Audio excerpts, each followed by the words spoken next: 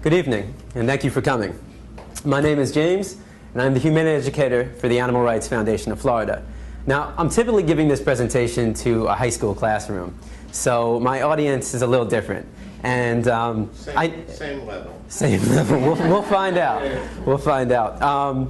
So I pretty much know my audience. I can pretty much guarantee that 99% of the kids in the class are eating meat, dairy, and eggs. And there might be one or two kids who are vegetarian, but it's a very rare occasion where you'll get a kid who is vegan. When I speak to adults, it's a little different. I don't quite know my audience as well. So I want to get to know you. So here's what I want everybody to do. I want everybody to please stand up.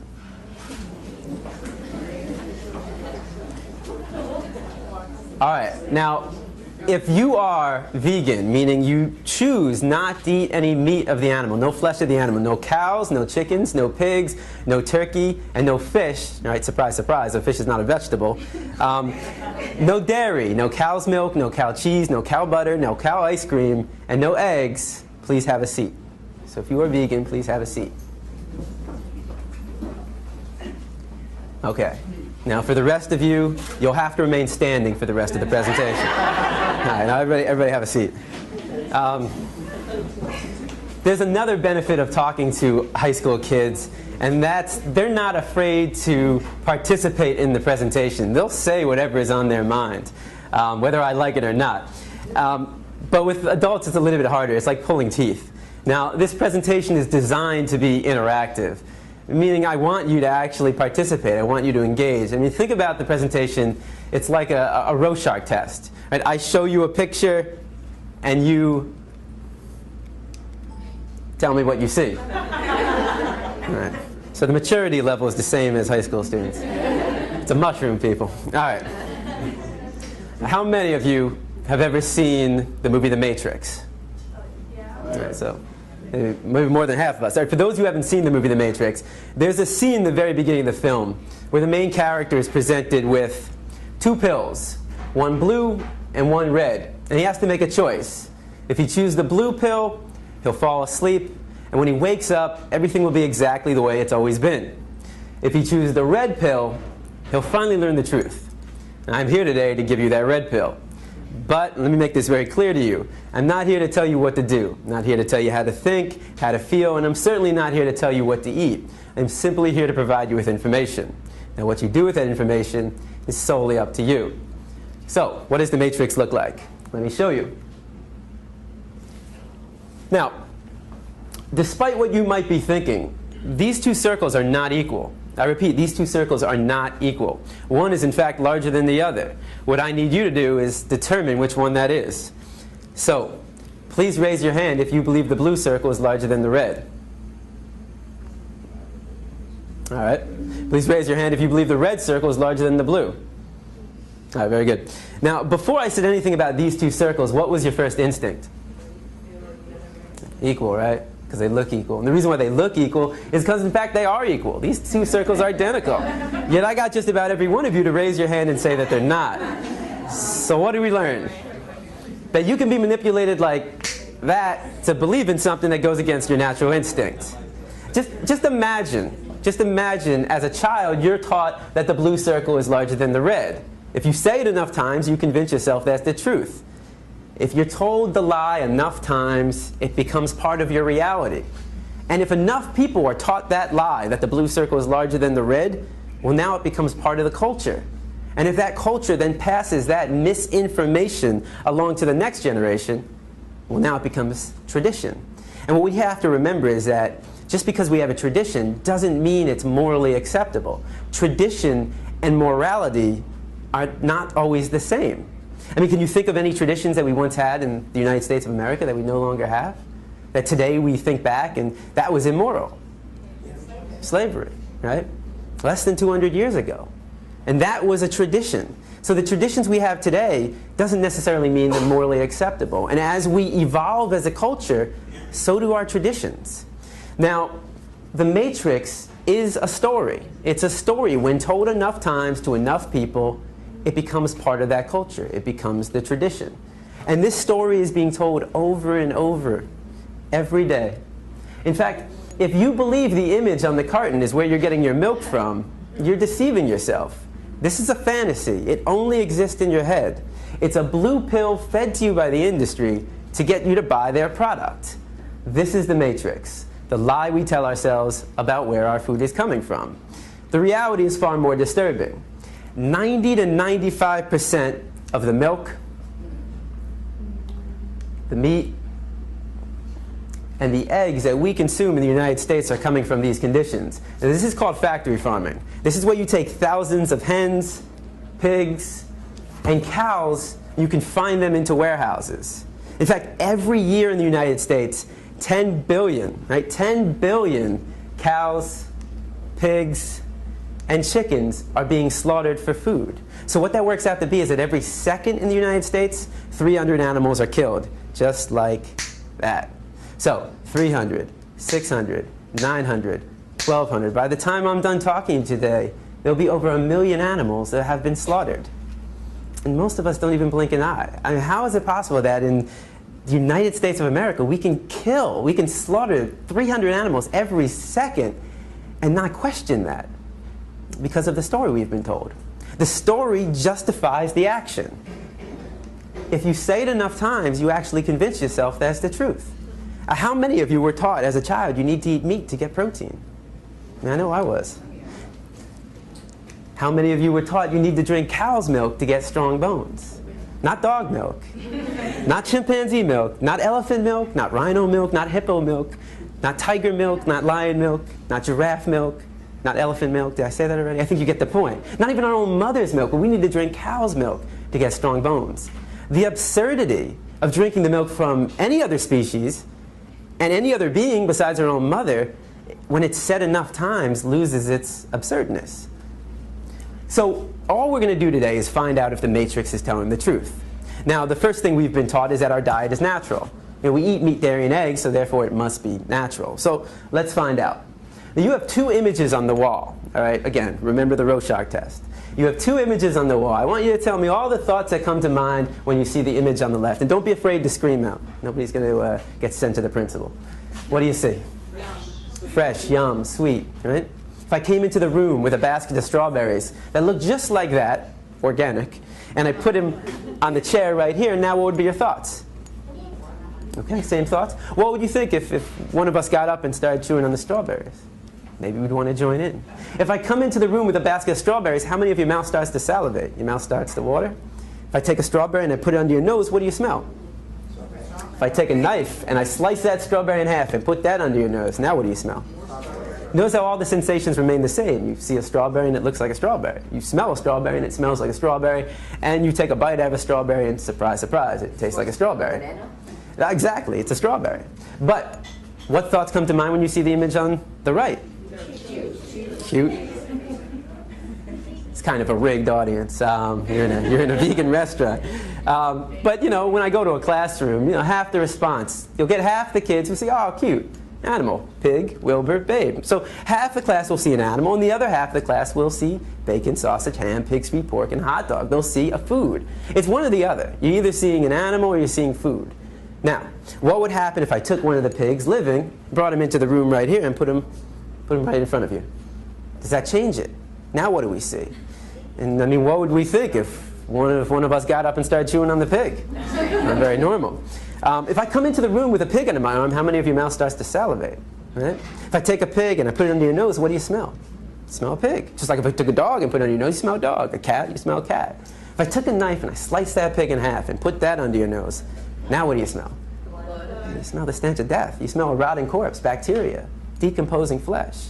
You see, there's a process involved, and I'm here today to show you that process of how you convert this animal into this product. Why should it be kept a secret? Why should we not know what we're participating in and what we're putting in our body? Now, let's make the situation slightly more realistic. If I were to put a pig on this side of the room living and a butcher's knife on the side of that room, I mean, how many people would be willing to pick up the knife and take the life of that animal? It's very rare, right? And if somebody did that, that's all right, but how many people in this room would try to stop that person from doing that? Right? Would we try that? Of course. That's compassion. I mean, that is the greatest quality in the human race. There's no other species on this planet that has that level of compassion to extend to all living beings. But if you would stop somebody from killing a pig in front of you, and then go home and have this for breakfast. Well, that's called hypocrisy. You know, just because it comes in a nice, neat package all dressed up in your supermarket, just because you didn't take the knife and shove it through their jugular, just because you didn't get blood on your clothes, and just because you didn't hear their screams doesn't mean you didn't participate in the killing. Every time we buy this product, we are supporting somebody else doing what we ourselves wouldn't want to do, what we ourselves wouldn't want to see, and what we ourselves wouldn't want to hear. Now, if you still see bacon sauce in the hand when I bring a pig into the room, what happens when I change it to... Ooh, one sec. I'm supposed to like not. There we go. All right. Oh, right. It's the common response. Now, I've never heard anybody say yum. Nobody ever sees dog feet, hot dog. So why not? Why don't we see a food? Well, we've been accustomed to view this animal as our pet. I mean, how many of you have a dog or a cat, right? How many of you have a pig? Not so much. All right, so, but there are other cultures. There are other cultures. Again, the cultural story for us is, this is your pet. In another culture, certain parts of the world, they eat cats and dogs. That's their culture. That's their story they've been told. And how do we feel about that? A lot of people think it's disgusting, right? I imagine every one of you probably thinks it's disgusting to eat a dog. Why would it be disgusting to eat this animal and not disgusting to eat this animal? Why would it be wrong to eat this animal and right to eat this animal? And most importantly, why would it be wrong to kill this animal and right to kill this animal? Culture. It's culture. It's the story. It's the matrix that we've been told. One culture sees this as a pet, this is a food. Another culture might see this as a pet and this as a food. Another culture might see them both as food. Certain parts of India, the cow is sacred. They would never think about eating a cow in certain parts of India. Is that wrong? Is that unnatural? That's just the story they've been told. But culture is just a story. That's all it is. It's just make-believe. What I'm concerned with is what is natural to the human species. Because every culture has a different story.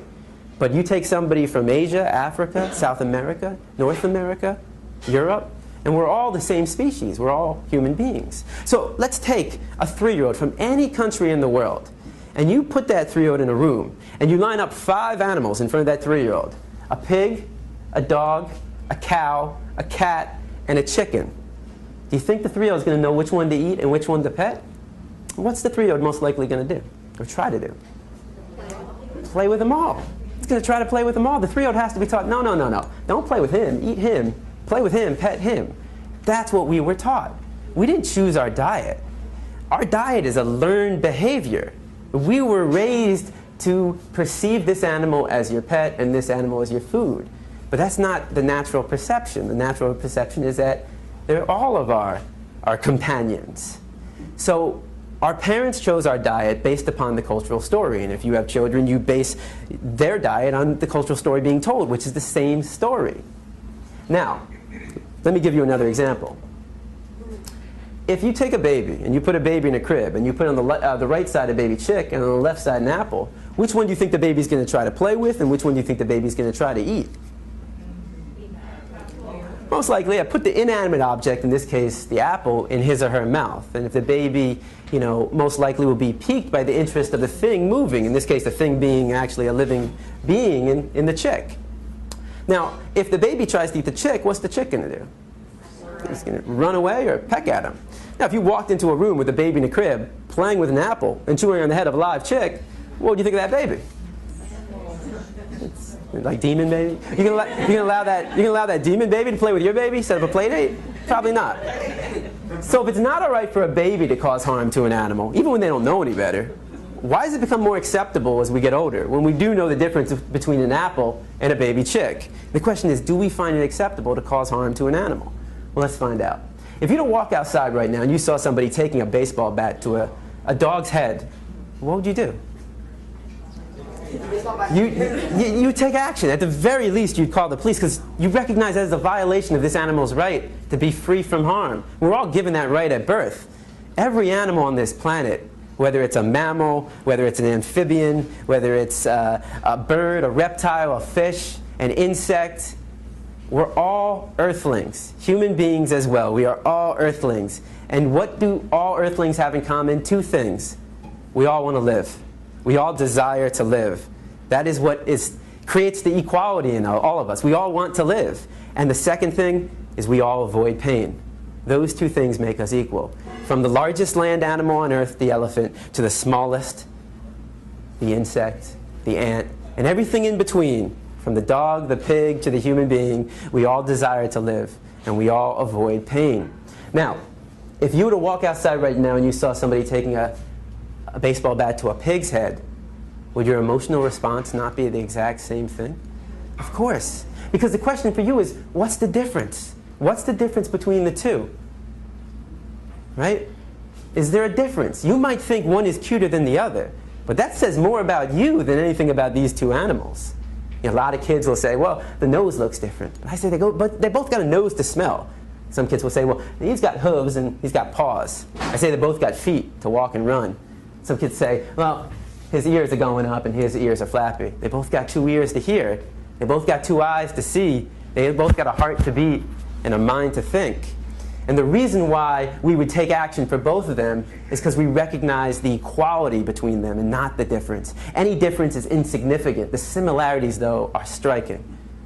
We know they're equal, yet every time we sit down for a meal, we create that separation. We create that inequality. It's just like we knew the two circles were equal, red and blue, but all it takes is somebody to tell you a story. Now, what we most importantly recognize is that all animals have feelings. But how do we know? I mean, how do we really know? How do we even know that humans have feelings? Well, I mean, of these feelings, what's most important to you? Happiness, right? How do you know if somebody's happy? If I said to you right now, this is the happiest moment in my life, would you believe me? Hopefully not, no offense. So, how are you going to tell if somebody's happy? They're smiling, they're laughing. I can take somebody in this room who doesn't speak your language, but you can tell how they're feeling by their expressions, the sounds. Doesn't have to do with a language, though. What about other animals? Well, they wag their tail, they bark, they jump up and down, they play with each other, they lick. So all these are signs of how they feel. What about pain, though? If I said to you right now, my right hand is killing me, would you believe me? I haven't given you any signs. It might, though. It might be killing me. There's only one person in this room who knows if it's actually killing me. That's me, of course. If I say, let's say I was to trip over my feet here, though, and nail my head against the side of this table, start bleeding profusely out of my head, and I'm screaming on the ground, would you believe I'm in pain? Of course, I'm showing the signs. Here's a test. You take your hand, you put it over a flame, what happens? Burns, right? What's your reaction? Pull back and scream. You take a dog's paw, put it over a flame. What's his reaction? Same thing. Pull back and scream. You take a pig's leg, put it over a flame. Same reaction. You take a dog, a pig, a cow, a chicken, a goat, a duck, a horse, a rat, a mouse, any animal that's living, put a body part of the flame, they all have the same reaction. You take a fish out of water, and what's their reaction? Start flopping around. Why? They can't breathe. You want to know what it feels like to be a fish out of water? Have your loved one put your head underwater and not let go. And it really wouldn't be your loved one, though, if they're doing that. That's what it feels like. Of course fish have feelings. They're not vegetables. If you take a vegetable, you take a plant, you take a strawberry, and you put it over a flame, and what happens? It melts. It doesn't have feet to run away. It doesn't have a mouth to scream, a nose to smell, eyes to see, ears to hear, a heart to beat, and a mind to think. And a lot of kids will like to give this one. Before you say, well, plants have feelings, they don't have a nervous system. They don't have a nervous system. Without a nervous system, they can't feel pain and happiness the way that animals and humans can. So the question is, when did we learn this? When did we learn that animals have feelings? Hopefully this isn't the first day that you learned this, right? When you were younger, right? And how did you learn it? Maybe you had a cat or dog. All you have to do is go outside and just experience any of the animals outside. And if they run from you, it means they're scared. If they come up to you, you probably have food or something and they want it. So we understand this through the experiences we have. In fact, think about the books that were read to you as a child, the songs you listened to, and how about the movies? Now think about the movies we show to our kids. What do all these movies have in common? What are they about? What kind of animals? Farmed animals. Even fish are being farmed. You have pigs, chickens, cows, and fish. These are all the animals we eat. What's the common theme in these movies? They're running. Yeah, they're being saved. No animal wants to die. No animal wants to be dinner on your plate. And we root for these animals. You take even the biggest pork eater in the world, he's rooting for Wilbur. Nobody wants to see Wilbur made into bacon at the end of that film. Chicken Run. We root for the chickens. Now, I guarantee there are 1,000 people, watching Chicken Run. Go, chickens, go. While eating a KFC bucket of chicken wings. Because they're not making that connection. Babe. How many kids watch the movie Babe, fall in love with Babe, and then go home and are fed Babe unknowingly by their parents. So we're teaching kids to love these animals but eat them too. And this is the closest thing you'll come to see their reality in the Matrix, in the story we've told ourselves. And most of the times, unfortunately, the closest thing we'll come to is in cartoon form. And what is it, by Pixar and Disney, nonetheless. But today we step outside the Matrix, and generally speaking, when I go into a high school classroom, I show Meet Your Meat. If you haven't seen this video, if you still are eating meat, dairy, eggs, fish, take a look at meat.org, meat.org, and you can see the conditions that these animals live in. Now, I'm not going to show you that. Every time I show it to adults, they just leave. They don't come back. So I'm going to show you a 3-minute video, again, by the same people that put on the first video, Farm Sanctuary. It's 3 minutes. If you don't want to watch it, you don't have to. But this is where 90 to 95% of the meat, dairy, and eggs that we're consuming in the United States are coming from. And I mean, really, if you have a problem watching it, but you don't have a problem eating it, you know, why the disconnect there? But this isn't just about animal rights. This is also a health issue, and that's the second part of the presentation we'll talk about after the video. The question is, do these animals look healthy? Do the conditions they're living in look healthy? Because if the animals don't look healthy to you, why would you want to put a sick animal into your body? One last thing before I show the video. A lot of people say, well, what about milk? There doesn't seem to be any harm in raising cows for milk. Notice the very first scene in this video of the dairy cows, and you're going to actually see a cow giving birth, and notice what happens to her calf, and notice her response.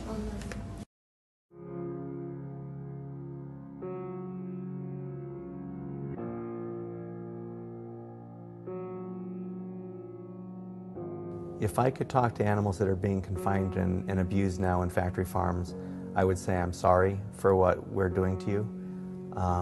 I wish it wasn't this way, and I'm doing everything I know to stop it, and hopefully we will be able to stop it. There's not really a whole lot of good you can say. I mean, you just gotta hope that it can stop, and hope that people will recognize the harm we're causing and will choose a different way. Meat, milk, and eggs come from real animals. They don't just come from the grocery store. And these animals desire to live, and they want to be free of pain and suffering and fear. And on today's farms, these animals only know fear and pain at human hands. They never know human kindness. They never know mercy. And when people buy these products, they are unwittingly supporting that type of cruelty and that type of callousness. The workers, they have to lose part of their heart. You know, they have to shut their eyes to certain aspects of what they're doing. Can you imagine what it would be like to cut the throats of animals for 8 hours a day? It's a bloody, violent job, and nobody should have to do it. I don't know what it means that, you know, we can participate in such cruelty without paying attention to it, without caring about it, without wanting to do different. Citizens want to assume that animals will be treated humanely, that there are laws on the books to prevent cruelty, and people are usually surprised to learn there aren't.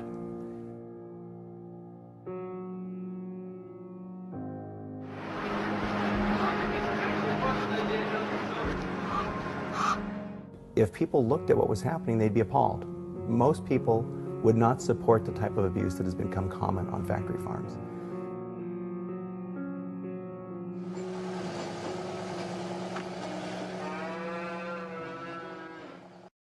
The common response is, why is this happening?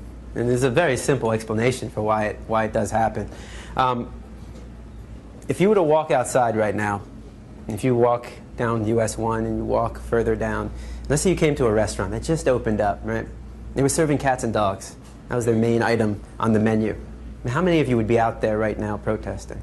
Guarantee, before the day would be over, you would have that place shut down, right? Walk down the street, a few blocks down, you'll come to a steakhouse. I don't see anybody protesting. I don't see that place being shut down. Why? Because Because we've been taught to perceive this animal to be different from this animal. And veganism is simply changing your perception. That's it. That's all it is. You just change your perception. We don't have to participate in this. This is not necessary. A lot of people will say to me, well, what about, if we just created better conditions? What I'm saying to you is it's not necessary to kill an animal. You don't have to kill animals. We don't have to drink their milk. We don't have to eat their eggs. It's just not necessary. I mean, people talk about humane slaughter. How do you slaughter something humanely? I mean, is that like where you rub their belly, give them some milk and cookies, and you chop their head off? If I did that to one of you, would everybody be like, well, at least you died humanely? You can't do anything violent humanely. I mean, if I were to, could I humanely rob you? Humanely rape you? What does humane theft look like? Is that where I come up to you and I say, hey, I need you to do me a favor. I need you to come up here and take your wallet, put it on the table right here. Take all the credit cards, cash, everything, put it on the table right there. Pretty please, with a cherry on top. Would that be humane theft? I mean, would everybody be like, hey, if I'm going to get robbed, I want him to do it? He's pretty nice about it. Of course not. Nobody wants to be robbed. Nobody wants to be killed. Nobody wants to be raped. It's not necessary. Think about it this way. How many of you do not own a fur coat? Raise your hand if you don't own a fur coat. Yeah, that's what I thought. Why? Why don't you own a fur coat? Because it's cruel and unnecessary. Because it's cruel and unnecessary. What about if I said to you, you know what? We're going to take some minks, all right? We're going to raise them for, fur coat. We're going to raise them, but we're going to, give them a lot of room. We're going to cage free range, organic food. They're going to live like kings and queens until we kill them, of course. After a few weeks, a few months, they won't live to their natural age. But we're going to create humane fur. Would that be acceptable? Would you go out and buy a fur coat? No, because it's not necessary. A fur coat is not necessary, especially here in Florida, but it's not necessary anywhere. You don't need a fur coat to survive. You don't need to eat animals to survive. It's not necessary. It's just sugarcoating something, humane slaughter. So let's take a look at what we are participating in. This is a battery cage, all right? It's literally the size of a milk crate, just like this. You take 4 to 6 hens, you put them in a crate this size, and you burn their beaks off. Why? Because in these conditions, they become aggressive. It'd be like if I took everybody in the first and second row, put you in that corner, and sealed it off. Kept you there for, 48 hours straight. I guarantee you're not going to remain friends for that long. You want more space. So they're denied the ability to do what's natural to them, spread their wings, forage. So how does the industry solve this problem? Cage-free, free range. I mean, that sounds pretty good. Who in this room doesn't want to live free, right? This is a cage-free farm in Virginia. It's just a label. It's just a label. It makes us feel better about what we're participating in, but it means absolutely nothing to the animal. Cage-free simply means you can take 500 hens and put them in this room. According to the industry, that is cage-free. Question is, what is your definition of freedom? Does this apply? Now, even on the old McDonald's farm that we all have stuck in our head, even if you find that magical farm, and good luck finding it, doesn't matter. Because all male chicks born in the egg industry are thrown out. Literally. Why? Seems kind of wasteful. Why throw out the male chicks? They don't fit into the equation. They don't serve any purpose to the industry. So we cage them, we debeak them, we still cage them, call it freedom though. We can still debeak them in these conditions, and we throw out all the male chicks, whether it's cage-free, free-range, or organic. Whoops, that was the wrong way. All so that we can have this. Well, might as well get to know what it is. What is an egg? A lot of people think it's a baby chick. It's not a baby chick. A lot of people think it's a fetus. It's not a fetus. It's not an embryo, which is good. I mean, I don't know why anybody would want to eat a fetus or an embryo in the first place. So what is it? Well, it's an unfertilized egg. That doesn't sound that bad at all. All right. Well, once a month, every woman in this room, or maybe not every woman in this room, sheds, or at some point, sheds an unfertilized egg. What is that called? Period. Congratulations. You're eating a hen period. It's the menstruation cycle discharge of a hen. Now, I'm not going to eat a woman's period, just like, why should I have a hen period? There's no need to eat any period from any living being. It's disgusting, and, we should call it what it is. I mean, if we were just, when we were young, when we were kids, and, our parents said, hey, you want some scrambled hen periods for breakfast? I'd pass. It's like honey. What is honey? Yeah, it's vomit. It's regurgitated throw up. They throw up for their own cells. They take the nectar, they digest it, and they throw up. And it's for their own cells. They're not producing it for us. We call it honey because who in their right mind would want to buy a product called bee vomit? I mean, you know, you put vomit next to any product in the supermarket, and I guarantee it's not going to sell. Doesn't take a business expert to realize that. All right. What about milk? Well, even your happy cows in California are hooked up to machines. This is the way it is. All right. Now, when does a cow start producing milk? During pregnancy. She starts lactating during pregnancy, right? That's funny. I mean, I've been to a lot of schools, and I'll get even high school teachers who will say, huh, I didn't know that. I just thought there was this magical cow that just produced milk. It's like, okay. All mammals produce milk when they're pregnant. And how does she become pregnant? Well, you know, we like to think they get to have sex, right?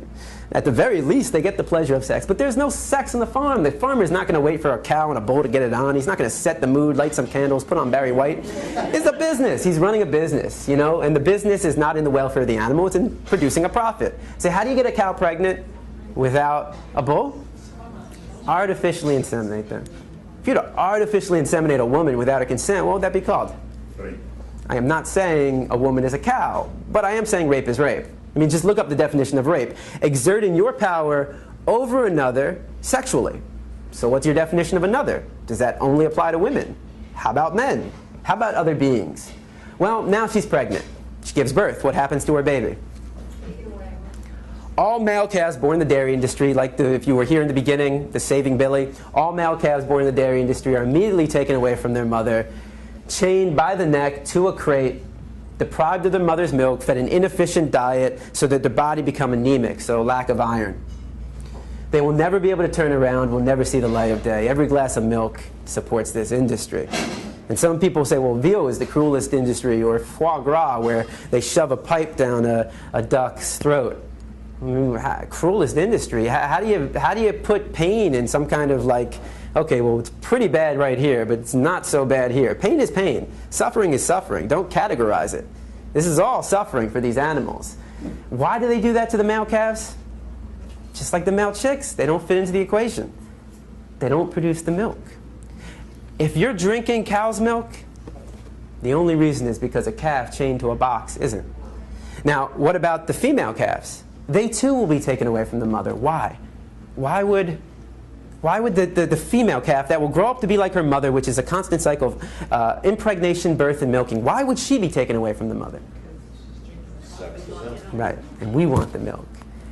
How do you think it makes a cow feel to have her baby torn away from her? Anybody who's a parent, how would you feel if you had your baby torn away from you? All milk, whether it's organic, meaning they don't put in, the hormones and the pesticides, doesn't matter. All milk is stress milk.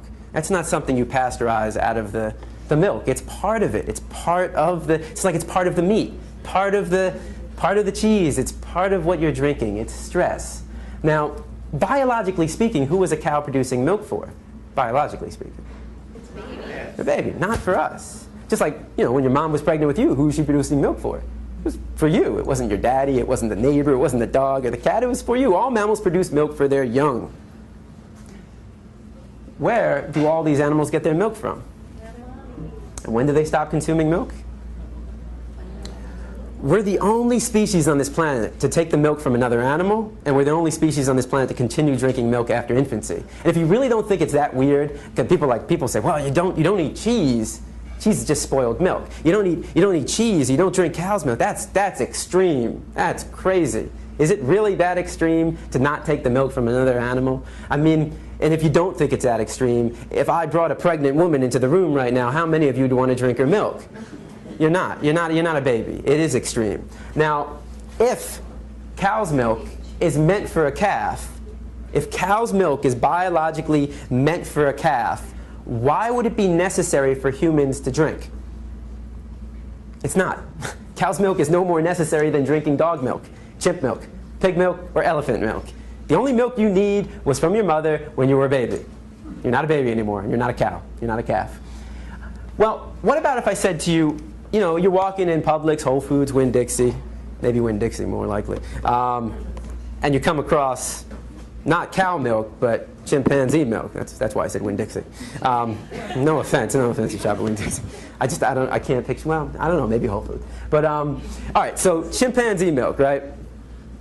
How many of you would buy it?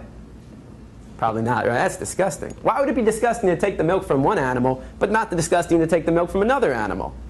In fact, if you're drinking cow's milk and you find chimpanzee milk, I'd say make the switch. It makes more sense. Why would it make more sense to take the milk of a chimpanzee? Hey, look, if you're going to take the milk from any animal, wouldn't you want to take the milk from an animal that shares 98% of our DNA, 99%? I mean, doesn't that seem to be the logical conclusion? I choose you. That would seem the logical conclusion. What about your dog? If your dog was pregnant right now and I said, I'll pasteurize your dog's milk, would you want to drink it? That's disgusting and that's absurd. It is disgusting and absurd. No more disgusting and absurd than drinking cow's milk, though. In fact, if you have a dog, it actually makes more sense to drink dog milk than cow milk. Why is that? Well, how many of you have a large dog? Okay. How much does your dog weigh? 110. 110. Wow, what kind of dog? What kind of dog? American Bulldog. There we go. All right, 110 pounds. That's pretty close to the human weight, right? 110 pounds? That seems to make sense. This animal weighs 2,000 pounds. Why put a product meant for a 2,000-pound animal into this? The baby doesn't even know why. All right. A baby on average weighs 7 pounds at birth. I really don't know where I'm supposed to be pointing this. It's like a magical wand. There we go. A calf weighs 90 pounds at birth. At birth, 90 pounds. Baby, 7 pounds. Calf, 90 pounds. The calf will grow to 500 pounds in under a year, in 9 months. 410 pounds in under a year. What makes them grow so large so fast?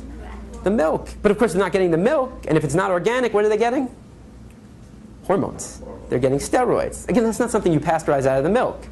And how do you keep animals healthy in these conditions? You pump them up with antibiotics. 70% of the antibiotics produced in the United States are fed to farm animals.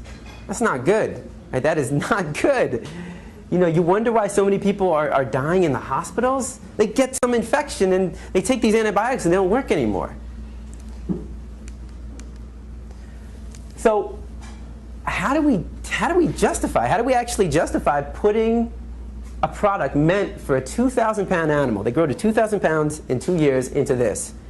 Well, the story. Once again, the story justifies the action. Say it enough times, you convince yourself it's the truth. Every story has an author. Who is the author of this story? Dairy. Right. And what is the ultimate goal of the dairy industry? I mean, why would the dairy industry be some holier-than-thou company? I mean, if I said to you, cigarettes, it does a body good, you'd probably say I work for the cigarette company, right? And none of us would believe that. But why believe this? And if you believe that milk does a body good, why would 75% of the human population be lactose intolerant? Do you know what that means? That means 3 out of every 4 people on this planet, when they drink milk, they suffer from one of these symptoms. Diarrhea, stomachache, gassiness, bloated, ear infection, excess mucus. And that's normal. If you suffer from any of these symptoms, stop drinking cow's milk. Your body's trying to talk to you. Your body's saying, look, I can't do it anymore. Stop. Listen to your body. Your body knows best. Of course, the dairy industry will come up with a new product called, what, lactate? They put the enzyme. You see, the reason why most people are lactose intolerant is because all mammals, and human beings are mammals, have an enzyme known as lactase. Put an A right there. That enzyme breaks down the sugar known as lactose. As we mature, we lose that enzyme. So it's normal to be lactose intolerant. But of course, the dairy industry starts injecting the enzyme into it. That's not normal. That's not natural. And again, you're going against what your body is telling you. The dairy industry says, listen to us. We know better than your body. They don't. Your body knows best. You are your best doctor. But it must be good for kids, though, right? I mean, because every school I've been into, elementary, middle, and high school, is all one product being served. What product is that? Milk. But what's the #1 cause of food allergies among infants and children? Anybody want to take a wild guess? No shit. All right, so if most people on this planet can't consume milk, and most children and infants, if they have an allergy, it's from milk, cow's milk, and not peanuts, but cow's milk. Why again are we drinking this? What have we been told? Drink milk, get strong bones. Does a body good. What does a body good? Calcium does a body good. The question is this the best source of calcium? Let's find out. Countries that consume the most milk. What countries drink the most milk? US. I go into classrooms and you get kids being like, Florida. All right. No, Norway would be on this list as well. What is osteoporosis? It's a loss of bone density. It's literally weak bones. Remember what you've been taught. Drink cow's milk, get strong bones. What countries have the highest rate of osteoporosis? All right, well, either it's just a random coincidence or there's more to it. The more to it is this. Any product that comes from an animal has animal protein. That makes sense. Animal product, animal protein. Well, that animal protein, you know, protein is the amino acids, the building blocks of protein. Those amino acids, which are good, unfortunately, though, they're high in sulfur. So you want amino acids, but the problem with animal protein is that those amino acids are high in sulfur. When you put that in your body becomes acidic. You're making your body acidic, and your body's not meant to be acidic. It's meant to be alkaline, right? The pH balance is going lower than what it should be. So how does your body compensate? Well, they have to neutralize the acidity. So what do? They start releasing calcium from the bones. So the more cow's milk you drink, according to these statistics, the weaker your bones can actually become. The more animal protein you eat, the weaker your bones can actually become. In fact, if you look at countries in Africa and Asia, they don't suffer from very high rates of osteoporosis. They also don't drink very much cow's milk, if none at all, and they also don't eat as much animal protein. Now, kids will say, yeah, but wait a second, what do I put on my cereal? Problem solved. The diet for you the chance to diagnose them, that's not the problem. Right, it's because this information isn't out, I mean, it's out there, but people aren't being taught it. And this is, you know, this is basically the alternative perspective. And, you know, you can do your own research and find out if what I'm saying is valid or not. But, I mean, you can go with these alternative milks. And a lot of people are like fake meats and fake milks. No, they're not fake, they're real, right? These are real products, and they come from plants. You have the soy milk, the almond milk, rice milk, coconut milk, oat milk. You can do hemp milk, high in protein. So these are alternatives that you can do. And I know you've all heard of a taste test, right? Well, let's do a health test, all right? So here we have the milk that comes from an animal, and here we have the milk that comes from a plant, a soybean. All right, there is 150 milligrams of calcium per half a glass in your cow's milk. How many do you think is in your soy milk? It's the same. It's 150. It's the exact same in a half glass. All right, so what's the difference? Well, this comes from an animal, and once again, animal protein can leach calcium out of the bones, and all animal products, meat, dairy, eggs, fish, is high in cholesterol. It has cholesterol, and your body naturally makes cholesterol. You don't need to put any more cholesterol in your body. So this has cholesterol. This doesn't. All plant products don't have any cholesterol. And all plant products, everything you see up here, everything you see over there on the table, fruits, vegetables, rice, beans, has fiber. Has fiber. So plants have fiber and no cholesterol. Animal products, no fiber and high in cholesterol. So again, let's do a health test. High in cholesterol, no fiber. High in fiber, no cholesterol. Which one do you think is the safer choice? I rest my case. All right. But you don't have to do this. I mean, human beings don't really need to drink anything besides water. I mean, that's really all we need to be drinking. And you can have your orange juice and your apple juice, but we just need water. Now, again, this is for the cereal. But you can get all your calcium from plants. I mean, just think about it. What is the largest and strongest land animal on Earth? An elephant. Weighs 10,000 pounds. You know what his diet consists of? That's it. I don't know if he's eating spinach, but it's his plants. It's plants. You're going to tell an elephant that his bones look a little weak? He needs to be drinking the milk of a cow? You get all your calcium from this. Now, a lot of people say to me, man, but you know what? I get it, but man, I love my cheese. I can't give up cheese. Look, I tell people this. If you're going to give up any product, give up dairy. Dairy is the worst. I mean, the greatest trick ever pulled was convincing people they need to drink milk. Dairy is the worst. In terms of the cruelty inflicted upon the animals, they suffer for a longer period of time, and it's just completely unnatural and unhealthy. It is unhealthy. And there's a reason why people love their cheese and their milk. It's meant to be addictive. I mean, just think about it. You know, it might be hard. I can't remember. But, you know, when we were younger, most likely we were nursing from our mother, right? From her milk. It has to be addictive. The child has to want to have more. Why? Because this is the greatest growth spurt in their life. This is the greatest growth spurt that you ever had when you were a baby drinking your mother's milk. Same for all other animals. And as we get older, our parents, including the animal parents, wean their children off of it. So you're supposed to desire it. You're supposed to want it and then you get weaned off of it. They're selling a product. It's addictive. It's addictive. It has a chemical called casomorphine. When you digest it, that chemical is released. Casomorphine.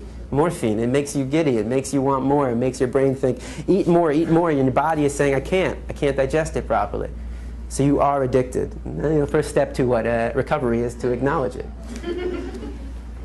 68% of all diseases in the United States are diet-related. This is a government statistic. What that means is that, especially when I talk to a high school class where my audience is, 99% eating meat, dairy, and eggs, if you don't change your food choices, you might become part of the statistic. I mean, it's what, 3 out of every 5 people. This is a government statistic. In fact, what are the leading causes of death in the United States? What are the top 3? Cancer, heart disease, strokes. Diabetes is number 6. All right? Every 40 seconds, somebody suffers a stroke in the United States. All right? That's the American Stroke Association. The American Heart Association says that every 24 seconds, somebody suffers a heart attack in the United States. And the Institute for Cancer Research says that every day, 3,400 people in the United States are diagnosed with cancer. Okay? 3,400 people every day, new people. How many people in this room know somebody or knew somebody who has or had cancer? Raise your hand. Take a look around you. Isn't it, we find this a little disturbing? I mean, we might be living longer, but we're living longer with diseases that haven't been around, that they're more rampant than they ever have been. In fact, I've been reading that they say that the children today, the young generation today, will die at a younger age than their parents. Meaning that, if your parents live into 75, they might die at 70. And we're just going down. How is that possible? In fact, is the 68% coming from the image on the right or the left? Right. I mean, you ever heard of somebody suffering a heart attack because they ate too many fruits and vegetables? It's unheard of. A key to a healthy diet is a variety of foods and a variety of colors. How much variety do you really see? In fact, why is this causing most of the death and disease? Because despite what we've been told, despite what we've been taught, we look nothing like omnivores, biologically speaking. We don't look anything like carnivores. We look identical, biologically speaking, to our brother from another mother. We look like gorillas. We look like the great apes. We look like the horses, the cows, the giraffes, the elephants, the zebras. How so? Our teeth. Not my teeth, but canines. I love when people say, what about our canines? Really? You really think they're very sharp?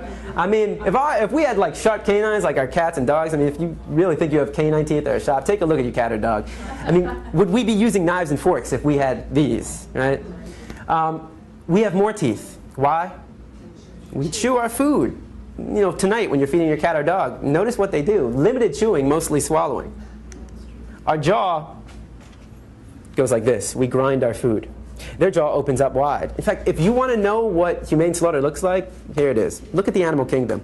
The fastest land animal is the cheetah. It goes 70 miles per hour. Now, a tiger can go about, I think it's about 35, 40 miles per hour. It's pretty quick. Then you have the deer, the antelope, the gazelle. Not as fast, right? So you have carnivores, tiger, cheetah, jaguar, and then you have the deer, antelope, and the gazelle. So herbivores, carnivores. Now, the carnivores are quicker. But what's the difference here? We got, on the right side, all right, I guess it would be your left side, the carnivores are all the track and field stars. Quick sprint, out of breath. They don't have very much endurance. On the left side, or again, the right side for you, this would be the herbivores, which don't have as much speed, but have more endurance. They are the cross-country runners. So what we like to assume, or maybe not we don't like to assume, but logic would say, okay, that the faster animal would always get his prey. But that's not the case. That's not the case because you have track and field versus cross-country. So that means that the tiger is only successful in the hunt 20% of the time. That means 8 out of every 10 deer will escape the slaughter. So what kind of deer will the tiger be able to capture? The sick, the weak, the injured, the lost, the old, the young. This animal weeds out the weak. We're not doing anything like that. In fact, if we were meant to be on top of the food chain, don't you think we would have some claws to rip through flesh? I mean, if I brought a pig into the room and asked you to kill the pig with your claws, the pig would probably enjoy it more than anything else. And this is perhaps most important. Your intestines, and Simba will be my representative. Small intestines, large intestines, also known as the colon, small and large. Now, your intestines combined, large and small, make up 10 times your body size, your body being your mouth to your anus, which is about 3 feet. And then multiply that by 10, and you have 30 feet of intestines in your stomach. And it's, from this wall through that door. 30 feet of intestines in your stomach. Carnivores, omnivores, it's about 3 to 6 times their body length. So let's say that Simba, it would be about, anywhere from 15 to 20 feet. 30 feet, 15 feet. Whose food gets traveled out quicker? Simba's, which is good, because you can call it bacon as much as you want, but once it's in your body, it's no longer bacon. It's decomposing flesh. It's bacteria. And it builds up, and they have, by the way, 10 times the amount of hydrochloric acid to break it down. So we don't even have the pH balance and the enzymes to break it down properly. So what happens? It leads to clogged arteries, which leads to heart disease, heart attacks, strokes, diabetes, high blood pressure, high cholesterol, and obesity. You ever heard of a tiger suffering from high blood pressure, high cholesterol, strokes, obesity? You know why these animals don't suffer from these diseases? Because they eat what's natural to their anatomy. When it comes to diet, we are the dumbest species on this planet. What do these two things have in common? Mercury. Mercury. In fact, there's a warning label. There's a warning label on fish. I don't know if you've ever seen it. You know what it says? Certain people shouldn't consume it, men or women. Pregnant women. All right. Hopefully it's not a pregnant man. All right. Pregnant nursing women, women who may become pregnant, young children should not eat the following fish, including tuna, because nearly all fish and seafood contain some amount of mercury, chemicals known to cause cancer, birth defects, and reproductive harm. What else does the government tell women not to consume when they're pregnant? Alcohol, cigarettes, and drugs. So basically, government's saying, hey, look, if you're thinking about becoming pregnant, lay off the drugs for a little bit and stop eating fish. If it can do that much harm to a woman, why would anybody want to consume it? And I mean, do I really need to, say, at this point, do any one of us want to touch any food that comes from the sea? All you got to do is turn on the news, open up a newspaper, and what do you see? Oil spill. Why? Why would you want to put this? I mean, here's how it works. You take a small fish in the Gulf right now, right? Very, very small fish. That small fish is inevitably going to swallow some oil. It's going to swim further out, maybe miles away from the spill, and will get eaten by a larger fish.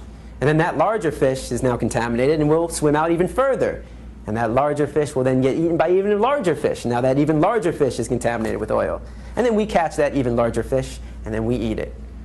Cooking the animal is not going to get rid of the oil. It becomes part of the meat.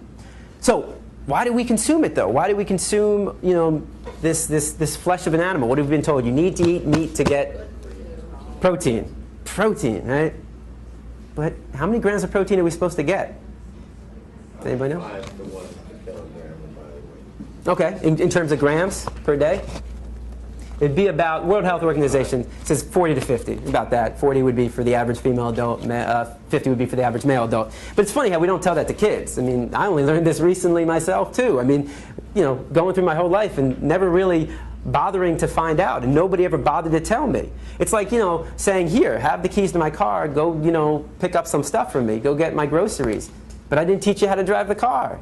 Teaching kids, you gotta eat it, but not teaching them how or how much.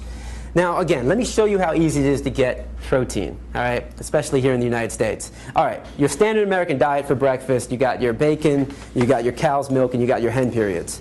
All right, how many slices of bacon would you want? Now, I know you might not eat bacon now, but how many slices do you remember as a kid, maybe? Maybe 2? Okay, each slice has 5 grams, 2 times 5. All right, how many eggs would you want? 2. Each egg has 6 grams. So what do we got? 12 plus 10? 22. How many glasses of milk? 1 glass. Each glass is 8 grams. So you are at what? 30. You're not even done with breakfast. That's not including the toast with cow butter you might put on it. So you're not even done with breakfast, and you're almost at the limit. The average American does not need to worry about getting enough protein. They need to worry about getting too much protein. That's why the United States has the highest rates of obesity in the entire world. All right? I mean, people all the time say, James, wait, you don't eat meat. Where do you get your protein from? Like all of a sudden, like, holy shit, like it's all of a sudden dawned on me, like, I have been without protein for the last 8 years. Let's go to McDonald's and get a Big Mac. Like I'm about to fall down or something or pass out. Have you ever heard of somebody in the United States suffering from a lack of protein and going to the hospital? It's unheard of. It's funny, even dealing with kids, I have a kid say, I tried to go vegan for a day and I got really sick. It's like, what? It's like people say, oh, I know somebody who was vegan who was sick. Really? I know tons of meat eaters who are sick. I mean, yeah, you can be an unhealthy vegan.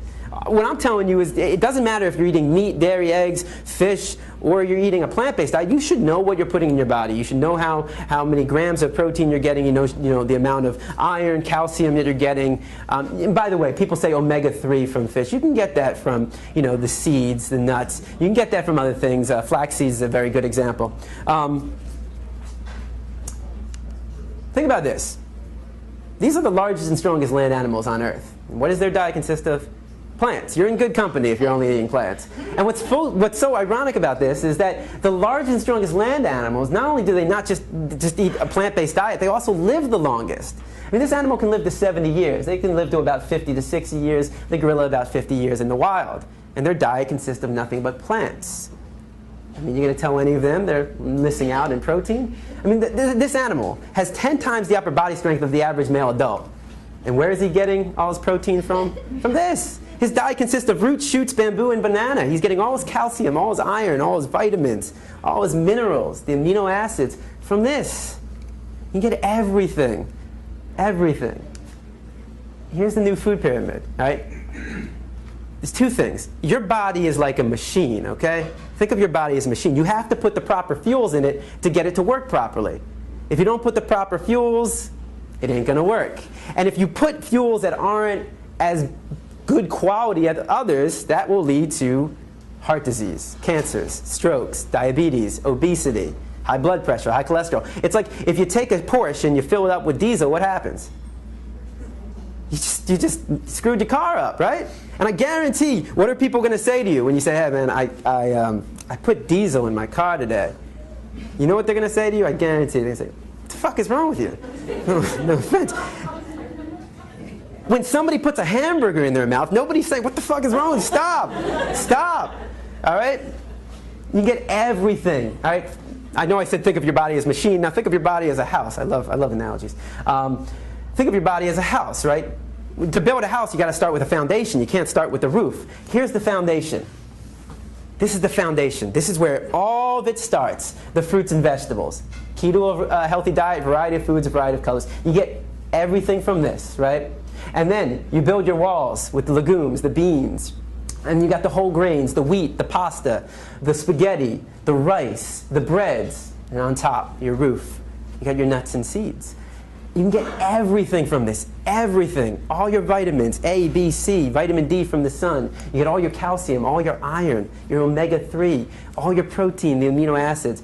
Everything from this, everything. Now I know I'm a skinny white dude with glasses telling you to get enough protein, but these guys aren't skinny. Only one of them's white. So as you can see, these guys, their diet consists of no meat, no dairy, no eggs, no fish. There might be some variations.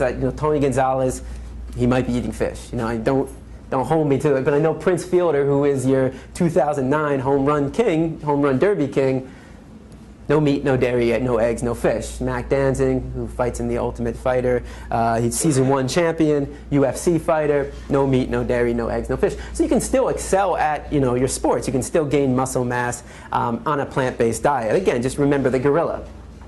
So what do they eat? Instead of dairy, everything a meat eater, a dairy eater, an egg eater eats, I eat as well. It just comes in plant form. No cruelty involved, no cholesterol, high in fiber. And these are all the processed food. This is the transition food. This is where you go when you go from eating meat, and you're making that switch. Instead of poultry, instead of beef, garden burger, veggie burger.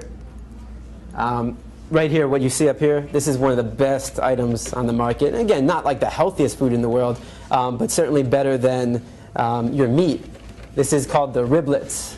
I want you to try. If you haven't tried this, go to Publix, Whole Foods. You can get all this food at Publix and Whole Foods. And it's really amazing. If you try it out on your family, you don't tell them it's meat. I'd love to see the response they give. It really is good stuff. And remember, all meat, dairy, and egg products go through a process. All right, it doesn't just magically form. In this case, the process involves killing, cooking, pasteurization, refrigeration, freezing, and we cannot forget the all-important seasoning. I mean, I remember going to McDonald's as a child, and I didn't just get a slab of meat. That slab of meat had herbs and spices put into it, was put on a grill, cooked, and then it came to me with a bun, lettuce, tomatoes, ketchup, mustard, and onions, and a pickle.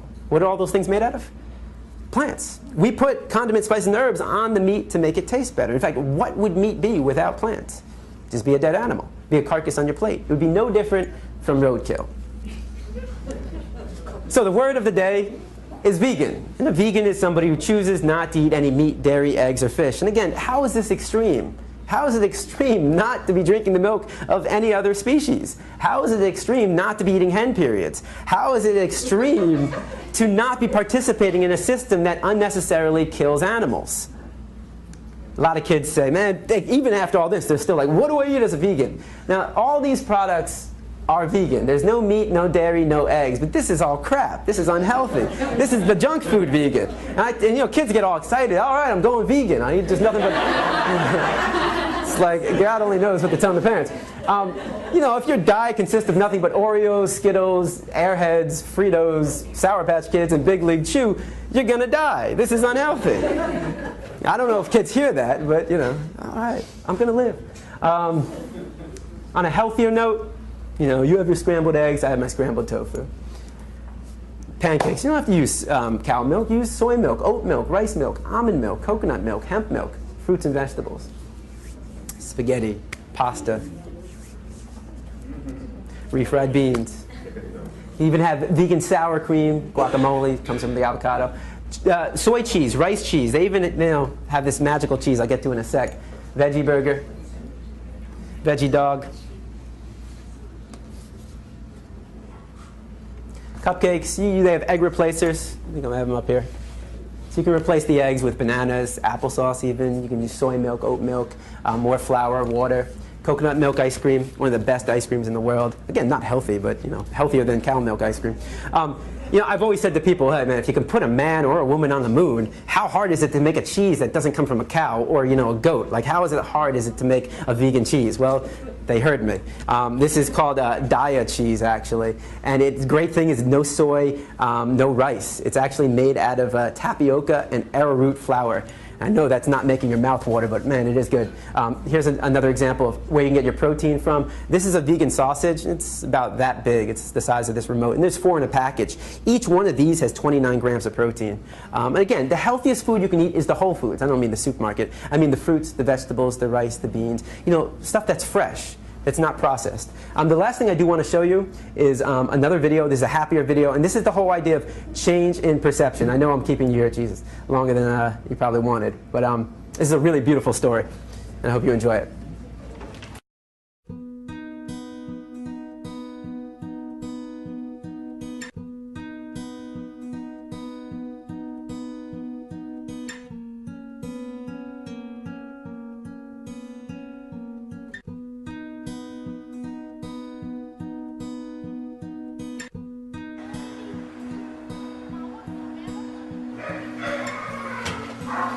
Come on.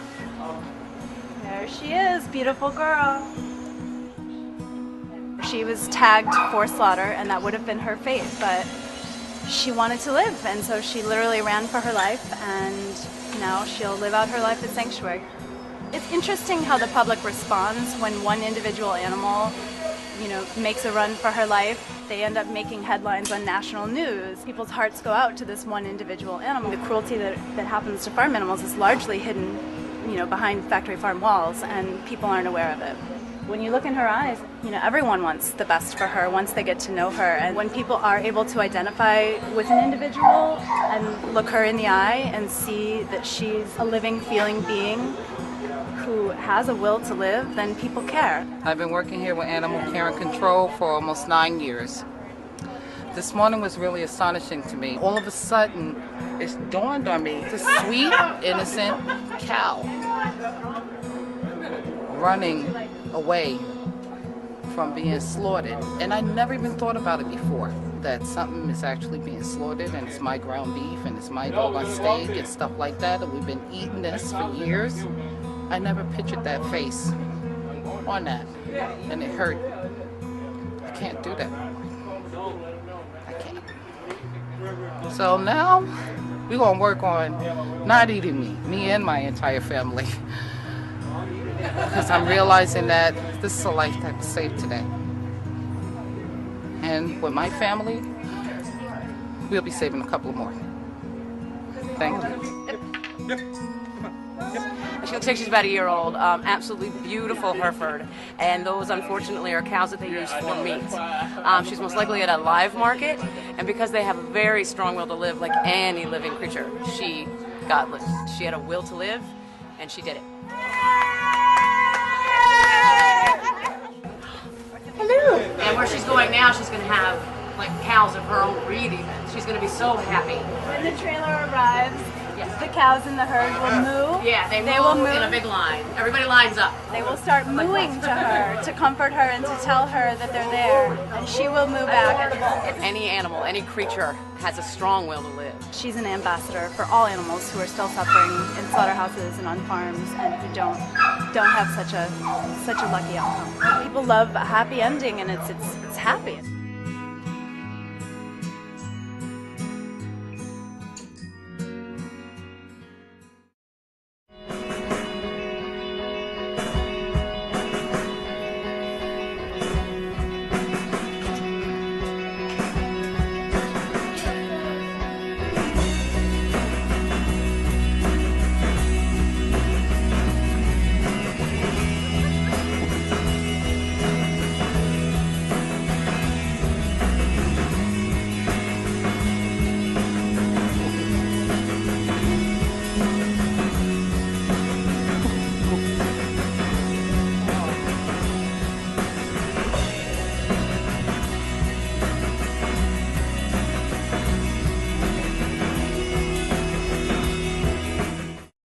I've seen that like 100 times and I still get goosebumps. It's simple, you know. It's unnecessary. It doesn't have to be this way. You change your perception, you change the story. That's all it is. It's just the changing of the story, and you know, we can't wait for other people to do it. We have to do it ourselves. Every animal wants to live. Every animal wants to live, and no animal wants to experience pain. If you guys want more information, you can always email me at james@arf.org. You can visit our website for all of this information, arff.org. We're giving these presentations throughout the year. This is obviously every last Sunday of the month. I give these presentations here at Sublime, 5:30 to 6:30. I know we're gone over. But also, we go to juvenile detention centers, we go to high schools. We do many different presentations on different subjects as well. Right now I'm spending most of my time in camps. It's been very nice not to have to say, if you can hear my voice, clap once. Don't put that in your mouth or your ear. So yeah, if you want more information about what we do, all these presentations are free. They're all free. We give them free. So if you're interested in having a presentation at your school, if you're a teacher, at some community event that you might be running, we do everything, you know. It doesn't matter what it is, you know, birthday party, bar mitzvah, bat mitzvah, circumcision, maybe not the circumcision. All right, also I do want to say there's a lot of information out there. We have starter kits. We have Why Vegans, to talk about the ethical aspect of veganism. There's also, again, more information on the Animal Rights Foundation. This is a card. This has a list of all the veg-friendly restaurants in South Florida, Miami-Dade, Broward, and Palm Beach counties. Definitely take one of these. It's all out there on the table. This is my card as well. If you have any questions, you can come see me. If you did not print out the email, if you were on the Sublime list and you want $10 off tonight, it's only for the table. So yeah, I apologize for that, but it's for the table. So not everybody at the table gets it. It's just, or maybe no, you know what? I'm wrong. I'm totally wrong. It's for two. So it's if you have a group of 4 people, you get 2 of these. And thank you guys for listening. I hope you enjoyed it.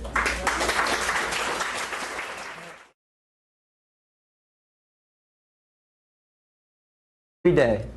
In fact, if you believe the image on the carton is where you're getting your milk from, you're deceiving yourself.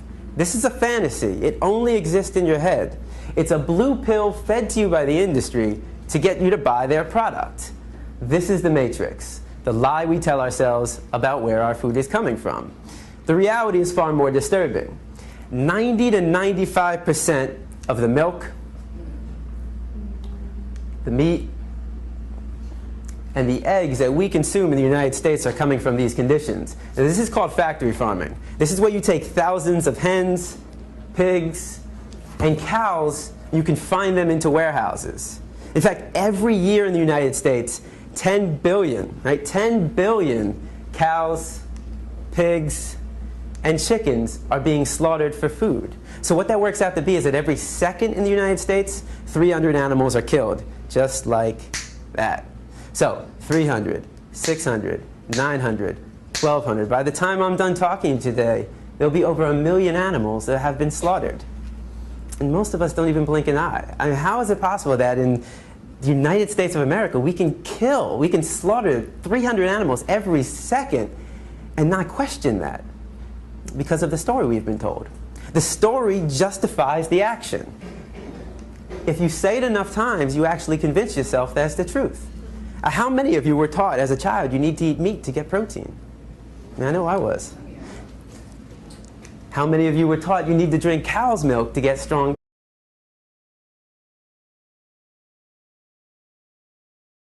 Good evening, and thank you for coming. My name is James, and I'm the Human Educator for the Animal Rights Foundation of Florida. Now, I'm typically giving this presentation to a high school classroom, so my audience is a little different. And same level. Same level. We'll find out. We'll find out. So I pretty much know my audience. I can pretty much guarantee that 99% of the kids in the class are eating meat, dairy, and eggs. And there might be 1 or 2 kids who are vegetarian, but it's a very rare occasion where you'll get a kid who is vegan. When I speak to adults, it's a little different. I don't quite know my audience as well. So I want to get to know you. So here's what I want everybody to do. I want everybody to please stand up.